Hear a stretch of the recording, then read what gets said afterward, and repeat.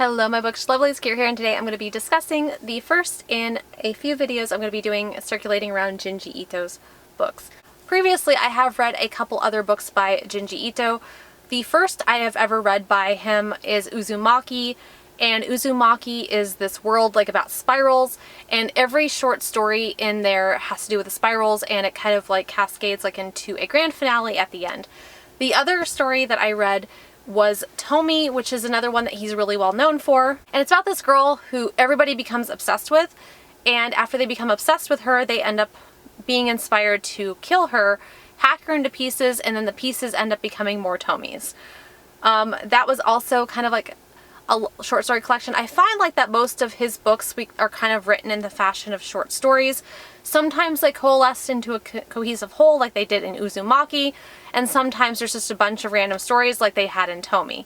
So in this book is Shiver, and this is a collection of short stories that have to do with multiple topics and multiple characters. We do not follow like that. There's not like one common character throughout this entire book. This is manga horror, and it is all in black and white, and that's kind of like a normal thing for this, is like the kind of like black and white. It feels very noir because of the black and white and how it's written. It also feels very like old school kind of reading this, like kind of like old horror. I do have very happy memories of going to Blockbuster and picking out Japanese horror movies, and I don't really get like that anymore, so I figured this was the perfect season to kind of dig into Junji Ito. But back to the stories, because I want to be able to talk about some of these. There is kind of like a bit of an ick factor in some of these, and there was like one, like if you have like problems like with like pimples and the stuff that comes out of them, and you're kind of squeamish about that, you probably are going to want to take some caution, because like there was a story in here like that was kind of like, it just made me go, ew, like that's super gross. Like I just was like, oh my god, like I can't believe they went there with this. So yeah, that's one of the things like we kind of dove into in this. So this is actually one of Junji Ito's higher rated mangas. I really enjoyed this collection. This collection was very eclectic. It touched on a lot of different things, and it was very fascinating for us like to kind of travel through like all the interesting like mystical kind of things like that were going on in this. And there wasn't just mysticism, like there was also like a lot of like intrigue.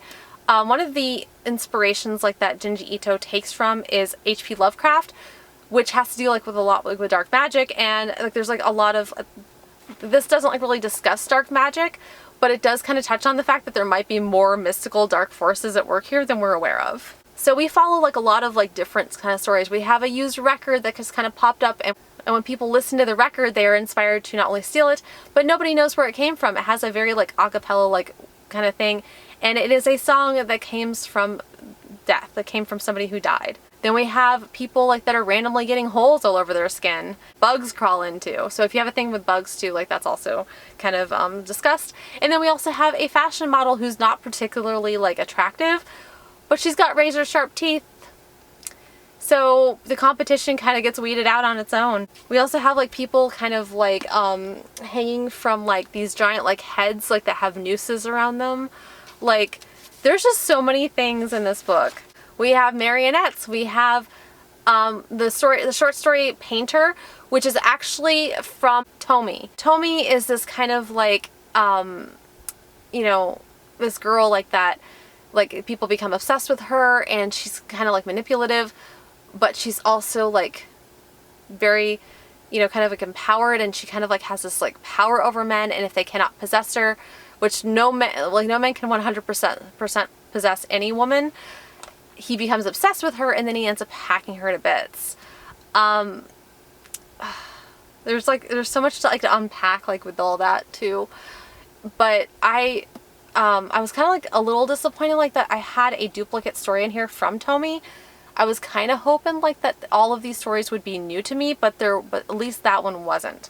Now I have to say like that there was a favorite story in here. It was called The Long Dream, and that particular story was amazing because it kind of dealt with like you go to sleep, and it kind of like, and I always had like a thing for Inception with Leonardo DiCaprio, like where you know you don't the staying in a dream, like you can last like thousands of years if you get like to your subconscious, and you can actually like age and die there. So that was kind of interesting. But that, like, there was a short story in here like that kind of reminded me like of that like a little bit, but horror, think horror. And I was really fascinated. It was called The Long Dream, and I have to say, like, out of all of the stories in this, The Long Dream was by far and above my favorite, because the main character would go to sleep, and at first he would have like a dream like where he lost a month because he felt like a month had gone by, but it really hadn't. It was just the next day. And then you had like the next night that would progressively get longer and longer and longer until he was spending hundreds of years in his dream, even though in reality he was only sleeping for one night. Some of the stories like in here also like dealt like with ancestors, and there was some like really like creepy like little things going on like with the ancestors, and oh my god, like there was just so much to say. Like I want to talk about like this without like offering like a ton of spoilers, like kind of like hints like at some of the stories like in here, because I do think like that this book is definitely like really fun. I actually love this almost as much as I love Uzumaki, and spirals like in Uzumaki have haunted me ever since, and there's going to be like quite a few stories in this as well that I'm going to be taking everywhere, like, and I do mean absolutely like everywhere with me, because they are just so thought-provoking, and there's something like that I'm going to be able like to look at things and be like, oh yeah, like I remember that, and I'm never going to be able to forget it.